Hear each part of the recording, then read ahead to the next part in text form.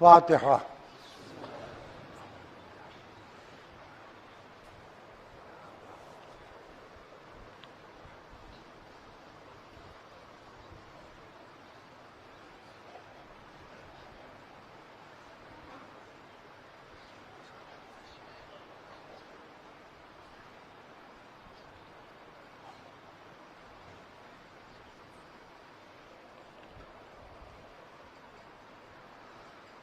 اعوذ باللہ السمیع العلیم من الشیطان اللعین الرجیم، بسم اللہ الرحمن الرحیم، الحمد للہ المنعم المنان، الظاہر فی کل شیء بالبینۃ والبرہان، والباطن لکل شیء بالاحاطۃ والسلطان، والمتکلم بلا جوارح فی التوراۃ والانجیل والزبر والفرقان، والصلاة والسلام علی من انزل علیہ القرآن، النبی الامی العربی القرشی المکی المدنی البصری الابطحی الطامی الدافع اشاعة الاباطیل والدامغ صولات الأضاليل، معلن الحق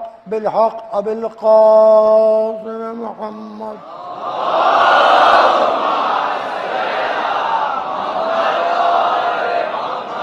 وعلى أهل بيته الطيبين الطاهرين المعصومين المظلومين الذين أذهب الله عنهم الرجس وطهرهم تطهيرا۔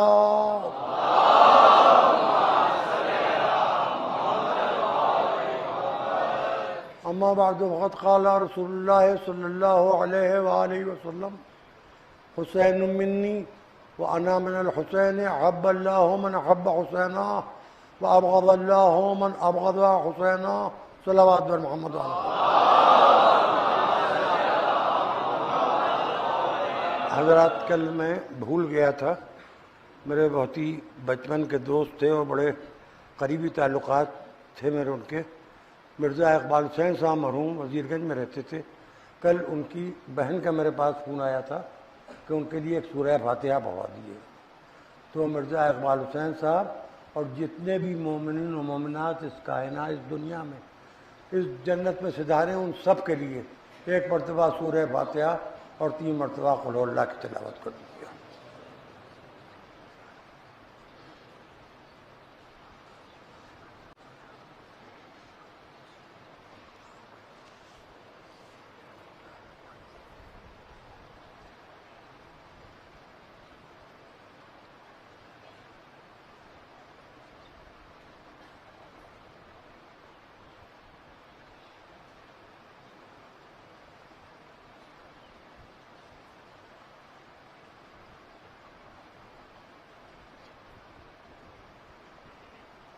صلوات۔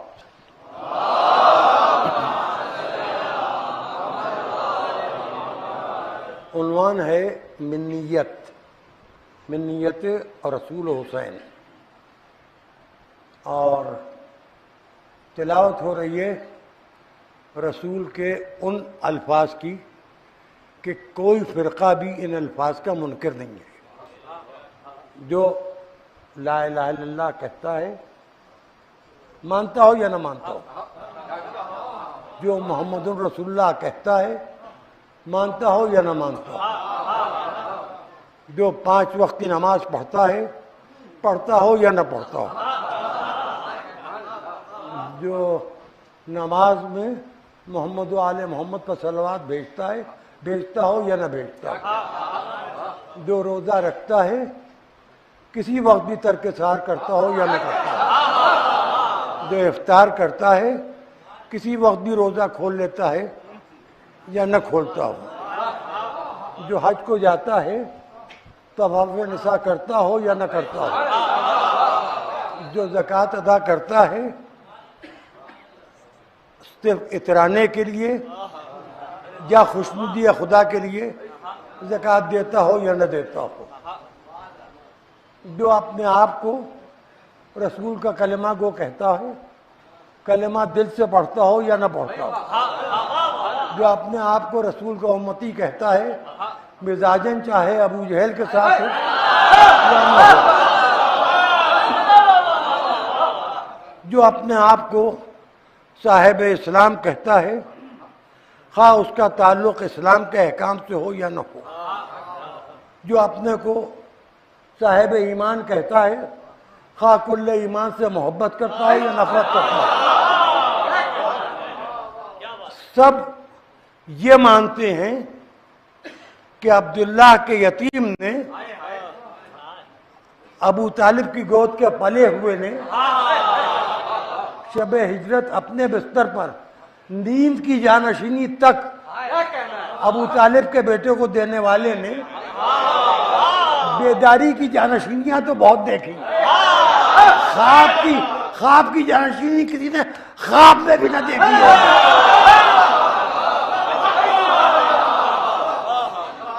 جو اپنے سونے جاگنے تک کا وارث بناتا ہو، اور وہ یہ کہہ رہا ہے کہ یہ ابو طالب کا پوتا،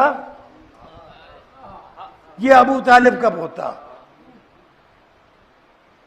یہ ابو طالب کے بیٹے علی کا بیٹا، یہ مجھ سے ہے، نسل ابو طالب کی ہے، وجودیت مجھ سے ہے۔ اب جو کچھ اس کے پاس ہے وہ سب کچھ حسین کے پاس پہنچ گیا، اور اس کے بعد حسین کو اتنا اپنایا جیسے سورہ رحمان میں بار بار ایک آیت آتی ہے، کس کس نعمتوں کو جھٹلاؤ گے، کس کس نعمتوں کو رب آئیے حال آئے رب کو ماتو کا زبان، حسین مجھ سے، میں حسین سے، کس نعمت کو جھٹلاؤ گے، انسانوں کس نعمت کو جھٹلاؤ گے، جنوں کس نعمت کو جھٹلاؤ گے، میں بھی نعمت ہوں، حسین بھی نعمت ہے، لیکن اگر ایک کو چھوڑ دیا تو یاد رکھنا جنت میں جانے کے لیے کامل ہونے کی شرط ہے، ناقص میری بزم میں تو بیٹھ سکتا ہے، جنت میں نہیں بیٹھ سکتا۔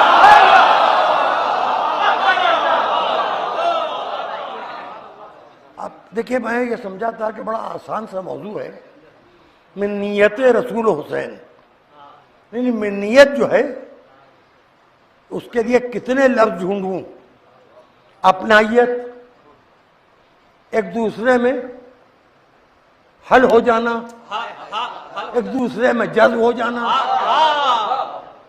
یوں سمجھیے جیسے دو جسم اتنے قریب آ جائیں دھوپ میں کہ دونوں کی پرچھائی میں آدمی فرق نہ کرتے کہ کہاں سے کس کی پرچھائی ختم ہو رہی ہے، کہاں سے کس کی پرچھائی شروع ہو رہی ہے۔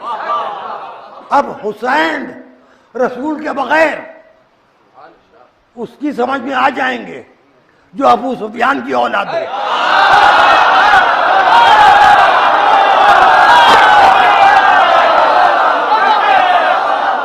اور رسول حسین کے بغیر اس کی سمجھ میں آ جائیں گے جو ابو جہل کی اولاد ہے۔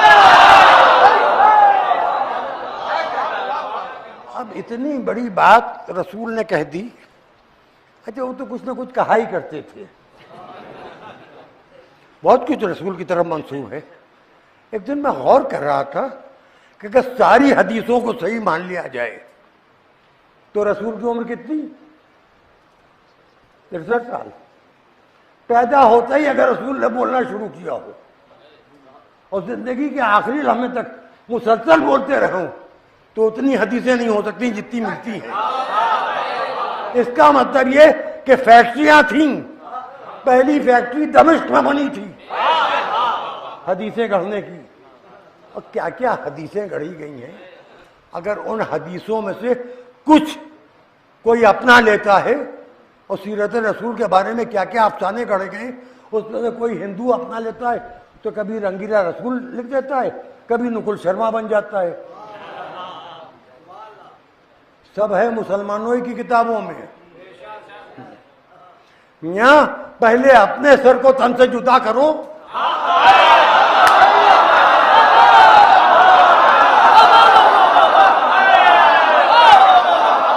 ہم تو کیا بتا رہے تمہارا سن تمہارے تن سے جدا ہو جائے گا، بغیر چھری کے، بغیر چاقو کے، بغیر خنجر کے، بغیر تلوار کے، بغیر ریوالور کے، بغیر AK-47 کے، بغیر ماؤزر کے، کسی چیز کی ضرورت نہیں ہے، صرف ایک تلوار ہے، لعنت کی تلوار۔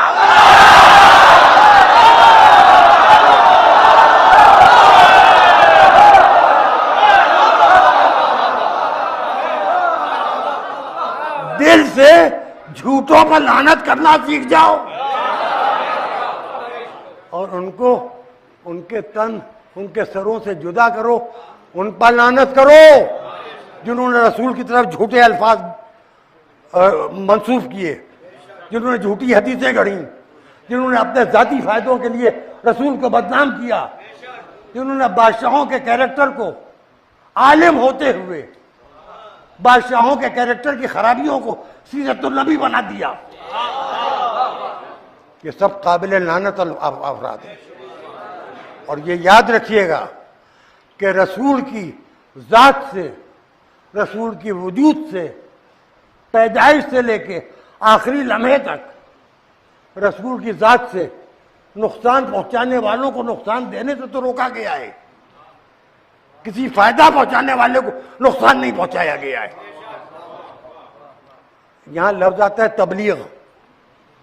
ہمارے آپ کے دماغوں میں اب چونکہ یہ پیریڈ ہے واٹس ایپ پیریڈ، ہمارے آپ کے دماغوں میں تبلیغ کا ایک مفہوم آتا ہے، سنیے گا، لیکن برا نہ مانیے گا میری بات کا، میں جو کہہ رہا ہوں خدا کے لیے، میں آپ کو نہیں کہہ رہا ہوں، لیکن تبلیغ کا مفہوم کیا ہے؟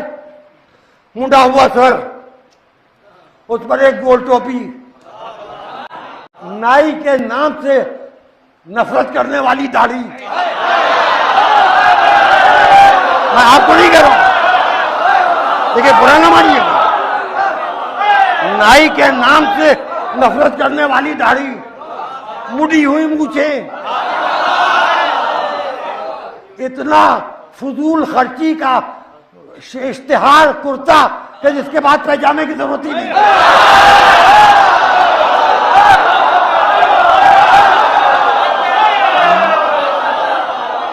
دیکھیے برا نہ مانیے گا، میں آپ کو نہیں کہہ رہا ہوں، اب آپ اگر لوور پہنے تو میری بات کا برا نہ مان جائیے گا، لوور سے تھوڑا نیچا پیجامہ، گٹوں پر سیاہی دل کی، سر سے پیر تک، یہاں سے یہاں تک، کالک کالک کالک، اور ایک گٹھری کندھے پر لٹکی ہوئی، ایک ٹیم کم سے کم 3،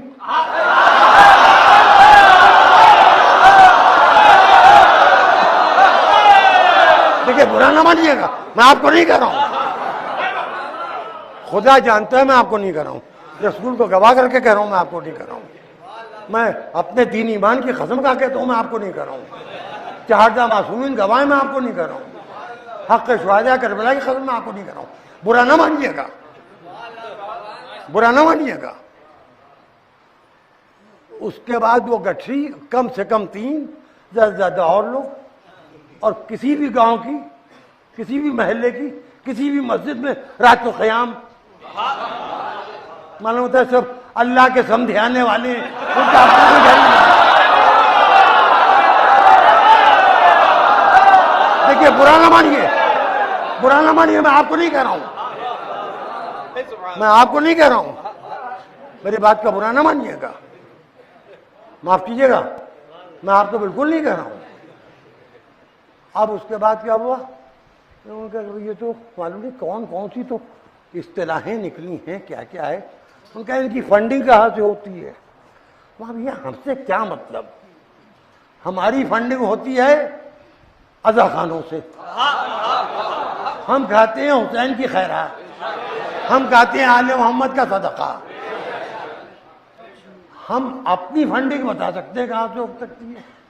آئے کوئی بھی آئے، وہ جو چھاپے مارے کیا ہیں، وہ CBI ہے، وہ آئے، ED آئے، اور آئے کر وبھاگ کہلاتا ہے، سب آئے دیکھنے، ہمارے پاس کیا ہے؟ ہم یہ بھی نہیں کہہ سکتے ہمارے پاس کچھ نہیں ہے. کیا ہے جو ہمارے پاس نہیں ہے؟ مگر چونکہ ہم ایک نمبر کے لہذا سب کچھ ایک نمبر کا ہے.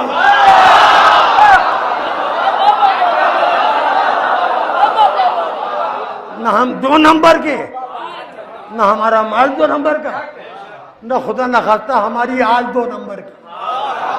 میں کچھ کہہ گیا. اچھا ہوا آخری جملہ آپ کی سمجھ میں نہیں آیا، اور خدا نہ کرے سمجھ میں آئے. چلیے ایک صلوات تو پڑھی.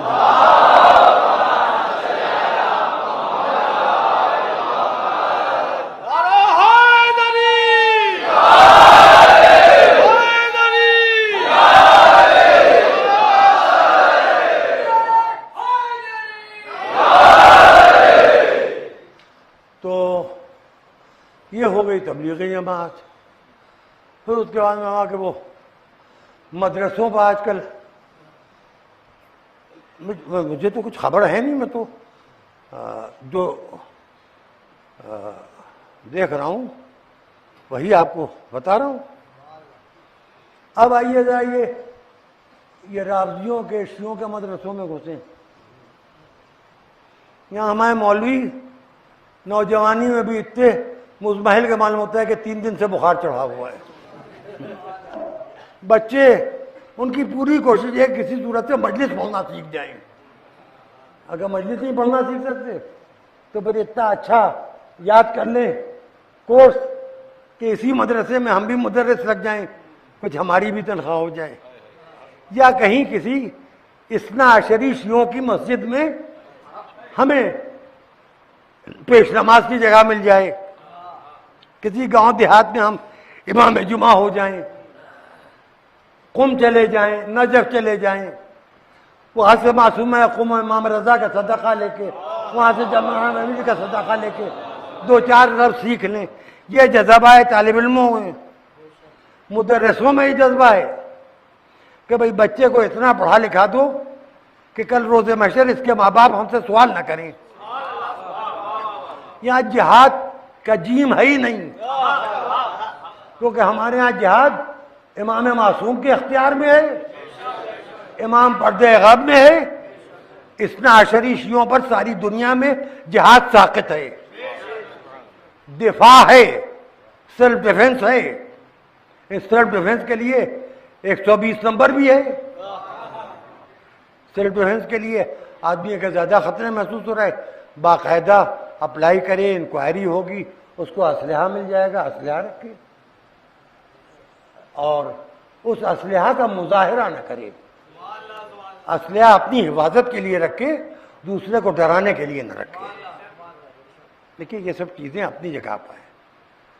اب یوں تو بہت سے لوگ خواہ اسلحہ بھی رکھتے ہیں اور مجمع میں اس کی نمائش بھی فرماتے ہیں. تو برا نہ ماننا بھائیو، میں ایک بات کہہ رہا ہوں، مجلس میں آئیے یا عزاداری کے جلوسوں میں چلیے تو اگر آپ کے پاس لائسنسی اسلحہ ہے تو گھر پر رکھ کے امام رضا کی ضمانت میں اپنے کو دے کے نکلیے، انشاءاللہ خیریت سے واپس ہوں گے. بھئی ہمارے جلوس غم کے جلوس ہیں، ہماری مجلسیں غم کی مجلسیں ہیں.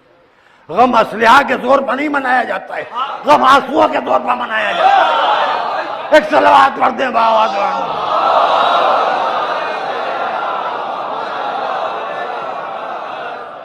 اب آئیے ہم نے رسول کو ڈھونڈنا شروع کیا. دیکھیے ایک بات سمجھیے، آپ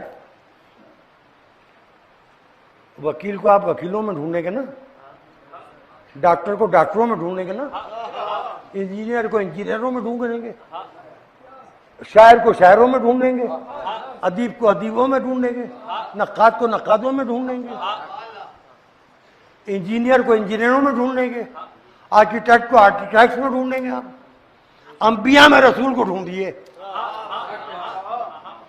تو انبیاء غبار کاروان محمدی ہیں. عبداللہ کے یتیم کے قدموں کی دھول. کسی ذرے کا نام آدم ہے، کسی ذرے کا نام نوح ہے، کسی ذرے کا نام ابراہیم ہے، کسی ذرے کا نام موسیٰ ہے، کسی ذرے کا نام عیسیٰ ہے، کسی ذرے کا نام ہارون ہے.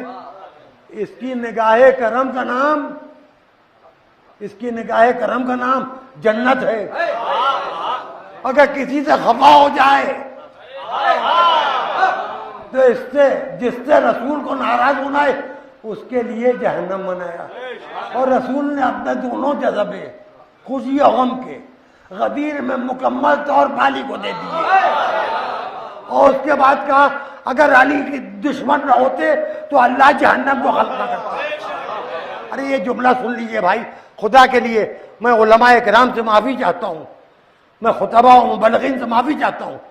یعنی اگر بے نمازی ہوتے تو جہنم خلق نہ ہوتا، بے روزگار ہوتے جہنم خلق نہ ہوتے، اللہ کا اطاعت نہ کرنے والے ہوتے تو جہنم خلق نہ ہوتا. میں کیسی کفر کی باتیں کر رہا ہوں، لیکن نتیجہ نکل رہا ہے تو نکال رہا ہوں. میری غلطی ہے، اللہ میری غلطی معاف کرے. نہ میں بہک رہا ہوں، نہ کسی کو بہکا رہا ہوں. نہ شریعت، نہ دین، نہ ایمان. اگر علی کے دشمن نہ ہوتے، قابیل ہوتا جہنم نہ ہوتی، فرعون ہوتا جہنم نہ ہوتا، نمرود ہوتا جہنم نہ ہوتا، غدار حواری عیسیٰ ہوتے جہنم نہ ہوتا، ابو جہل، ابو لہب، ابو سفیان تینوں ہوتے جہنم نہ ہوتا. یہ جہنم کس کے لیے؟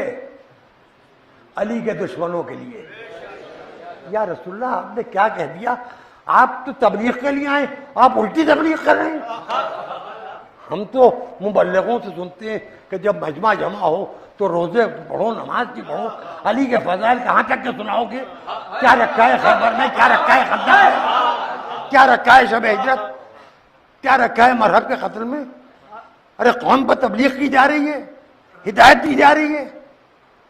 یہ آپ نے کیا کہہ دیا کہ علی کا دشمن بغیر میری دشمنی کے ہو نہیں سکتا، اور میرا دشمن بغیر خدا کی دشمنی کے نہیں ہو سکتا، اور خدا کا، میرا اور علی کا دشمن بغیر حسین کی دشمنی کے نہیں ہو سکتا. تو اب جہنم سے بچنا ہے تو علی سے محبت کرو. کم سے کم محبت یہ کہ جنہوں نے علی کو اپنایا ان کو اپنا لو، جنہوں نے علی کو چھوڑا ہم ان پر لعنت ہو جائے.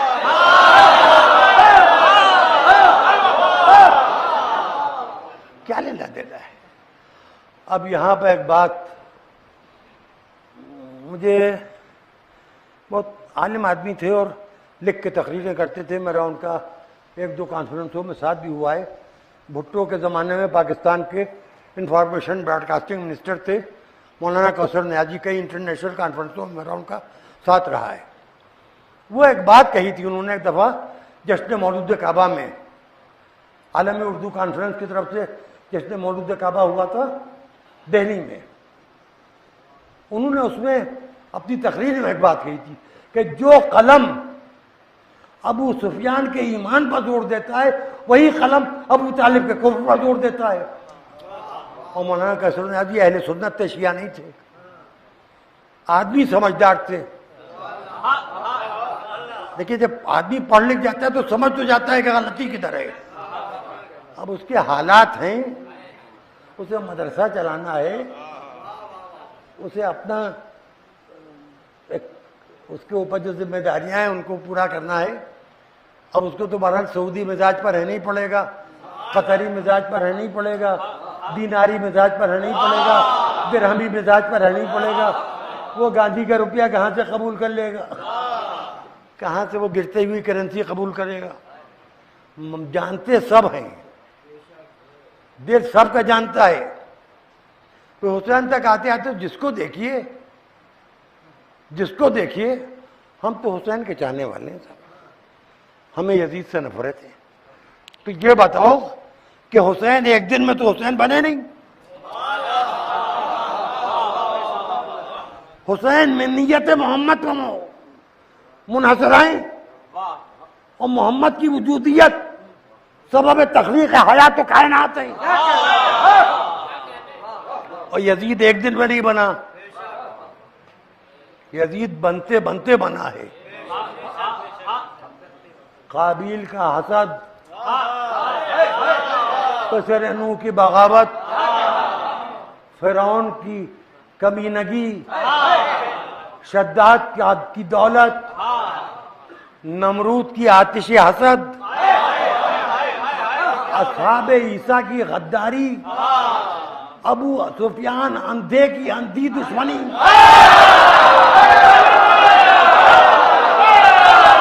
شام کے اندھیروں میں پہنچی تو شراب پی کے بدھ کو جمعے کی نماز پڑھنے لگی، تب یزید پیدا ہوا۔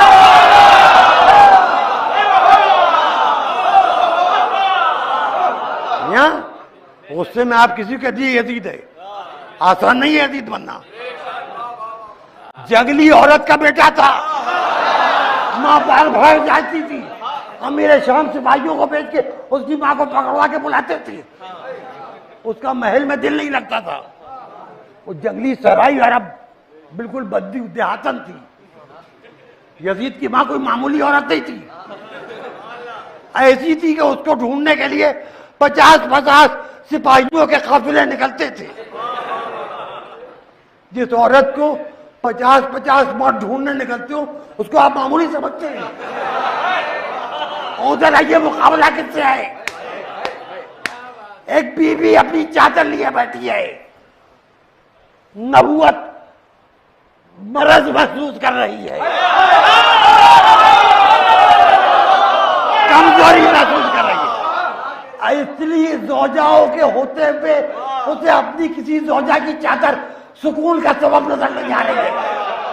ابو طالب کی بہو کے دروازے میں پہنچے،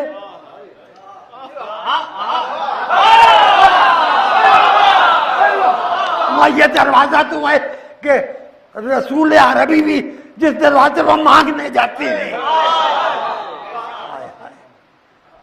بیٹی انی اجدو فی بدنی ضعفاً، میں اپنے جسم میں کمزوری محسوس کر رہا ہوں۔ کہا لیٹ جائیے بابا، ایک چادر نکال کے اڑا دی۔ دیکھیے یہ بالکل سامنے کی بات ہے، آپ کی جیب میں وکس ہے، حالز ہے، سوالین ہے، کسی کو کھانسی آ رہی ہے، آپ نے کہا پریشان ہو یہ لیجئے، ابھی آپ کی کھانسی دور ہو جائے گی۔ اچھا ذوف رسالت کے جسم میں تھا۔ ارے میں کچھ کہہ رہا ہوں خدا کے لیے، عام انسان کے جسم کا ضعف ہو رہا ہے، ختمی مرتبت کے جسم کا ضعف، اس ضعف کا علاج کیا ہے؟ چادر سائے چادر صحرا، اس کا علاج اس چادر کی مہک کو سونگھنا۔ پھر علی آئے، پھر حسن آئے، حسین آئے، خود سیدہ آئیں۔ دیکھیے ایک بات میں آپ کی خدمت میں عرض کروں کہ رسول کی یعنی حسین کی ماں کے بارے میں، یزید کی ماں کے بارے میں تو بہت آسان سمجھ میں آ گیا۔ خرابی میں اتنا آپ کو بتا دوں، خرابی میں یزید کی ماں سے بڑا کیریکٹر جلدی ڈھونڈنے نہیں مل سکتا ہے، اور شرف میں حسین کی ماں سے بڑا کردار خدا نے خلق ہی نہیں کیا۔ اب میں آپ کی خدمت میں ایک بات عرض کروں، بہت غور سے سنیے گا، اور یہ بالکل بہت اہم بات ہے نوجوانوں کے لیے۔ یہ فرشتے تو آتے ہیں، حوریں کہیں نہیں جاتی ہیں۔ حوریں جو ہیں وہ چند مرتبہ آئی ہیں، چند حوریں، کچھ انبیاء کی پیدائش پہ آئی ہیں زچہ خانہ سنبھالنے کے لیے، ورنہ حوروں کا کام یہ کہ ہر شب جمعہ، سنیے گا، ہر شب جمعہ جبرائیل و میکائیل سمیت کئی فرشتے قبر حسین کی زیارت کو جاتے ہیں، تو حوریں ان سے یہ کہتی ہیں کہ ہم اللہ کو سجدہ کرتے ہیں، اللہ کی تسبیح پڑھتے ہیں، تو کربلا سے ہمارے لیے سجدے گاہ اور تسبیح لیتی آنا۔ یہ روایتوں میں ہے، یہ کوئی نکتہ نہیں جو میں نے خود سے ایجاد کر لیا ہو، مسلسل روایتوں میں ہے۔ تو حوروں کے لیے اس دنیا سے جنت میں کیا جاتا ہے؟ خاک کربلا کی تسبیح، خاک کربلا کی سجدگاہ. پہلی مرتبہ سیدہ کے ہاں ولادت حسن کے موقع پر حوروں کو بھیجا گیا، جاؤ جاؤ خدمت بھی کرو، مبارکباد بھی دو. پھر حسین کی ولادت پر حوروں کو بھیجا گیا، جاؤ خدمت بھی کرو، مبارکباد بھی دو. مجھے جو کہنا تھا وہ میں نے کہہ لیا، آپ نے جس طرح بھی سنا سن لیا. لیکن یاد رکھیے گا، حوریں عام طور سے نہیں آتی ہیں. حسین کی ولادت کے موقع پر حوریں آئیں. اب مفتی بھائی یہ زیر ممبر آپ لوگ نوجوان ہیں، کوئی میرا ہمسن کوئی بوڑھا آدمی ہو اس کو بتا دوں گا، آپ کو یہ نہیں بتا پاؤں گا کہ کن حالات پہ یزید پیدا ہوا ہے. خدا نہ کرے کہ کوئی عورت اس طرح اولاد پیدا کرے پبلک پلیس پر جیسے یزید پیدا ہوا. یہاں حوروں کا حجاب تھا،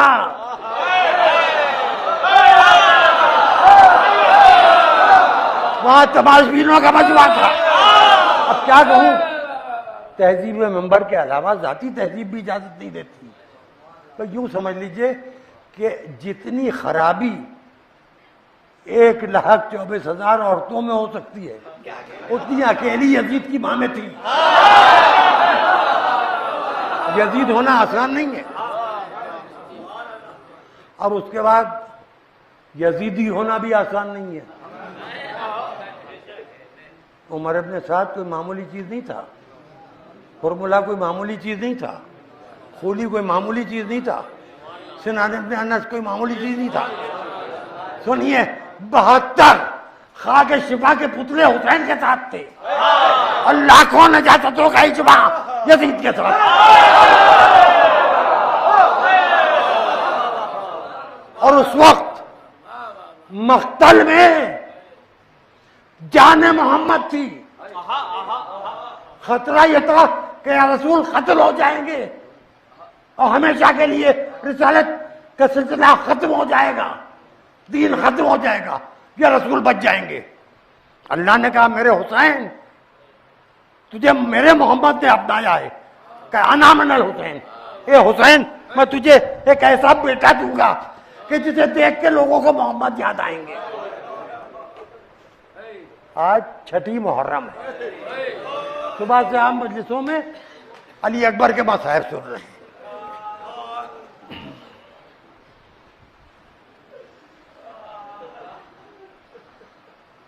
یہ جس دن جناب علی پیدا ہوئے اور جناب اکبر گہوارے میں، یہ جناب ام لیلہ کا بستر ہے. جناب ام لیلہ پر غنودگی طاری ہوئی، سو گئیں. آنکھ کھلی تو ایک سایہ دیکھا بچے کے گہوارے کی طرف. گھبرا کے اٹھی، کہا کون ہے میرے بچے کے پاس؟ کہا ام لیلہ میں حسین ہوں، علی اکبر کی زیارت کے لیے کر رہا ہوں.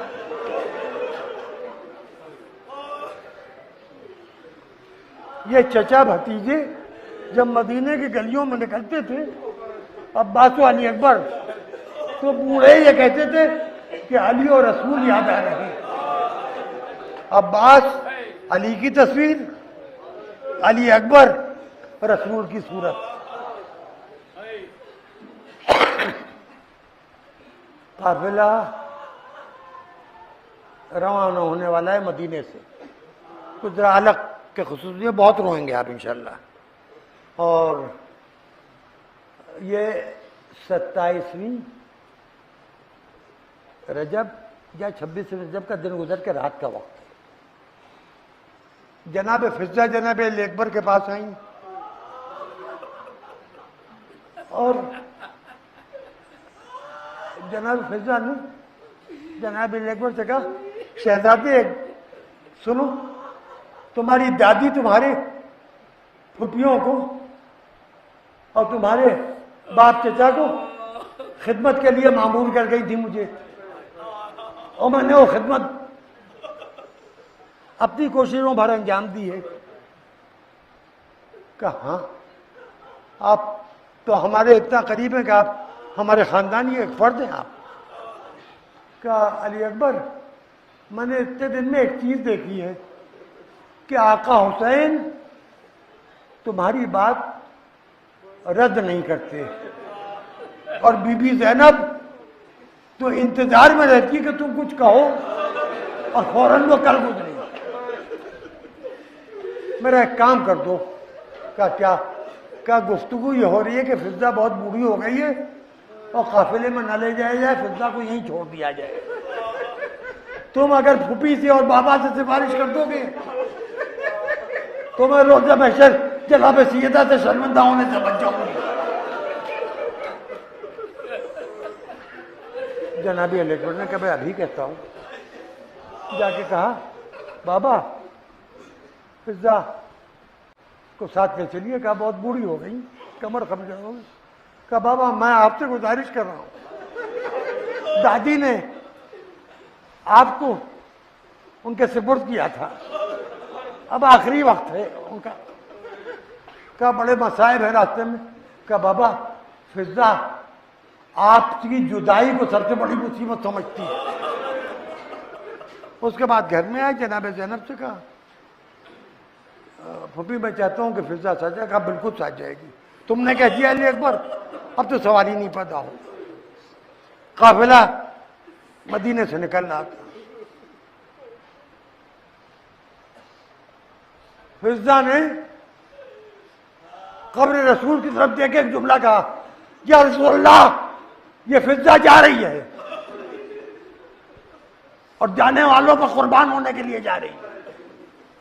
یا رسول اللہ اگر آپ کی صورت, آپ کی سیرت والے علی اکبر سفارش نہ کرتے تو شاید میں نہ جا پاتی. سب نے آپ سے رخصت لی ہے کہ اب آپ کی قبر کی زیارت نہیں ہوگی, مگر مجھے اطمینان ہے میں علی اکبر کی زیارت کروں گی, سمجھوں گی آپ کی زیارت ہوگی. قافلہ چل رہا ہے. راستے میں امام حسین پر ایک غنودگی کی کیفیت طاری ہوئی اور اس کے بعد گھوڑا دوڑ رہا ہے. علی اکبر کا گھوڑا باپ کے بالکل گھوڑے سے ملا ہوا چل رہا ہے. عباس کا گھوڑا زینب کی ہماری کے ساتھ ہے کہ کہیں محمل کا پردہ ہٹنے نہ پائے ہوا سے.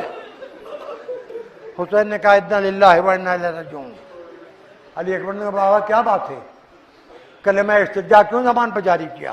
کہا میرے لال ابھی میں نے نیند کی کیفیت میں یہ بات محسوس کی, کوئی کہہ رہا ہے کہ یہ موت کی طرف بڑھ رہے ہیں, موت ان کی طرف بڑھ رہی ہے. علی اکبر کہتے ہیں بابا الاسنا علی الحق, بابا کیا ہم حق پہ نہیں ہیں؟ کہا میرے لال اگر ہم حق پہ نہیں ہے تو کون حق پائے؟ کہ جب ہم حق پائے فضان بالی الموت, کہ ہمیں موت کی کوئی پرواہ نہیں ہے, موت ہم پر آ پڑے یا ہم موت پر جا پڑے. چلیے بابا چلیے, آپ کا علی اکبر موجود ہے.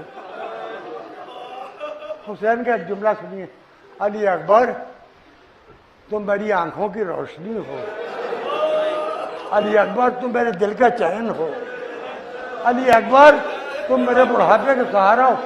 جب تم ساتھ ہو تو بابا کو کیا فکر. ذرا غور کیجیے گا, کربلا میں علی اکبر کی اجازت دن بھر آپ نے مجھے سنی ہے, کس مشکل سے اجازت ملی. اور اس کے بعد جب علی اکبر نکلے تو حمید ابن مسلم یزید کے لشکر کا واقعہ نویس ہے. وہ کہتا ہے کہ میں دیکھ رہا تھا کہ خیمے کا پردہ اٹھا پھر گرا, پھر اٹھا پھر گرا, 7 مرتبہ خیمے کا پردہ اٹھا ہے. اے محمد ابن عبداللہ آپ کی معراج 7 آسمانوں سے اوپر ہے. اور جلوہ علی اکبر 7 مرتبہ حجاب کے گرنے اٹھنے سے. حمید ابن مسلم کہتا ہے ایسا لگتا تھا جیسے کسی بھرے گھر سے جوان کی میت جا رہی ہے. اب علی اکبر باہر آئے,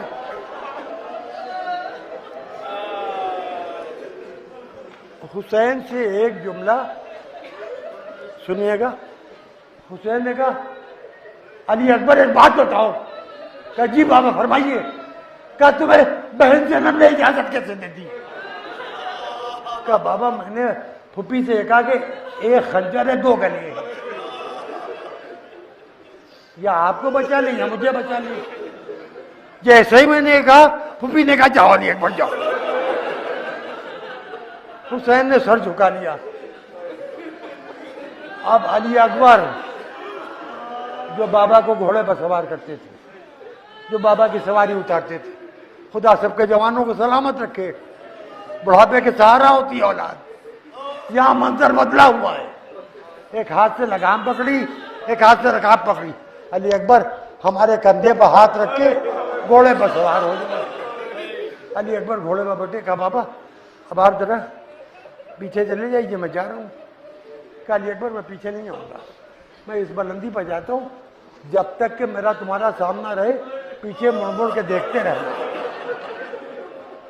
کہا بابا کیوں زحمت فرما رہے؟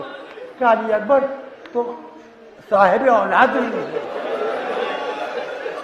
تم کو کیا معلوم کہ باپ کا دل کیا ہوتا ہے.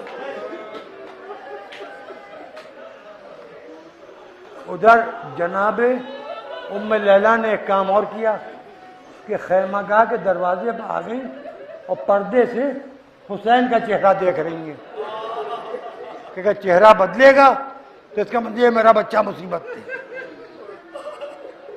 علی اکبر چلے. تھوڑی دیر کے بعد علی اکبر کے کانوں میں آواز آئی. آج مصائب تھوڑے زیادہ پڑھوں گا. علی اکبر کے کانوں میں آواز آئی یا بنیا محلن محلا، یا بنیا محلن محلا، یا بنیا محلن محلا. میرے بچے آہستہ، میرے بچے دھیرے، میرے بچے تیزی سے نہ چلو. لگام کھینچی، موڑ کے دیکھا ٹوٹی کمر تھامے چلے آ رہے. تھوڑے سے اترے. کہا بابا رخصت تو کر دیجیے، اب جائیے، مجھے جانے دیجیے. کہا جاؤ علی اکبر. اور اس کے بعد ایک جملہ فرمایا خدا تمہیں فتح یاب کرے. پھر حسین کا چاند شام کے بادلوں میں گو گیا. تھوڑی دیر کے بعد علی اکبر واپس آئے. حسین نے کہا تھا نا تو دعائے حسین کو قبول ہونا تھا. اللہ حسین کی دعا رد نہیں کر سکتا تھا، لیکن لوہے کی زرہ کی کڑیوں سے خون کی بوندیں ٹپک رہی تھی. جسم زخمی ہو چکا تھا. آئے بابا ایک تو یہ لوہے کی گرمی، دھوپ، عراق کی دھوپ، گرمی آہن مارے ڈال رہی ہے اور پیاس سے حلق میں کانٹے پڑ گئے. کیا قریب آؤ میرے لال، قریب آؤ اور قریب آؤ. اپنی زبان میرے دہن میں رکھو. بیٹے نے باپ کے دہن میں زبان رکھی اور کہتی بابا آپ کی زبان میں تو کانٹے پڑے. علی اکبر تم نے اپنی پیاس ہمیں بتا دی، ہم اپنی مصیبت کی طرف. انگوٹھی اتاری، لو یہ انگوٹھی جماؤ اور جاؤ. ادھر جناب ام لیلا نے ایک سلسلہ شروع کیا تھا، بیویوں کو جمع کر کے ایک دعا کرنا شروع کی تھی. یا رادہ اسماعیل الی ہاجرہ اور یا رادہ یوسف الی یعقوب رد علیہ ولدی. اے اسماعیل کو ہاجرہ سے ملانے والے،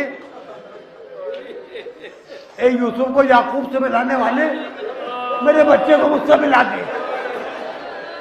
اب جب علی اکبر چلے، حسین نے خیمہ گاہ کے دروازے پہ آ کے آواز دی لیلا ماں کی دعا اولاد کے حق میں ضرور قبول ہوتی ہے. اب علی اکبر کی واپسی کی دعا نہ کرنا.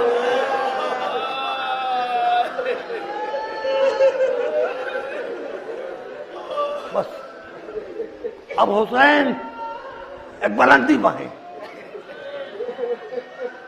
علی اکبر نظر نہیں آ رہی.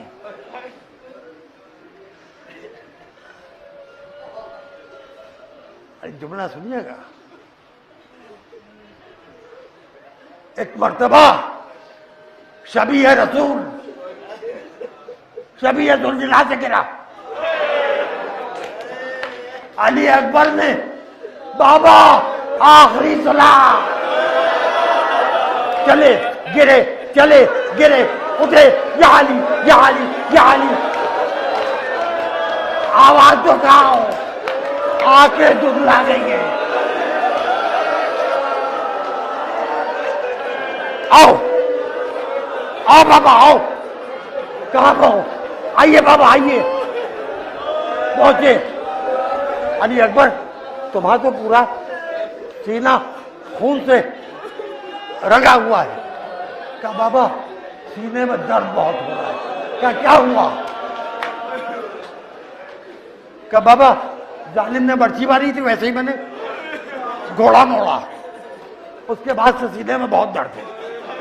کہا مجھے کچھ دکھائی نہیں دے رہا ہے. علی اکبر میرا ہاتھ پکڑ کے اپنے سینے پر رکھو, کہاں درد ہے؟ علی اکبر سے کانپتا ہوا انگلیاں زخم سینہ اکبر میں. ارے میرے بچے, برچی کی ہڈی ٹوٹ گئی, بس برچی ٹوٹ گئی. ایک مرتبہ دونوں گھٹنے ٹیکے, رخ کیا نجف کا. اے بابا دو انگلیوں سے درے خیبر اٹھاؤں گا آسام کا, کڑی ہے جوان کے سینے سے برچی کی ہڈی. انا للہ و انا الیہ راجعون. رضا بقضائہ و تسلیما لامرہ و حسینا و اکبرا و زینبا و لیلا و احلم اللہ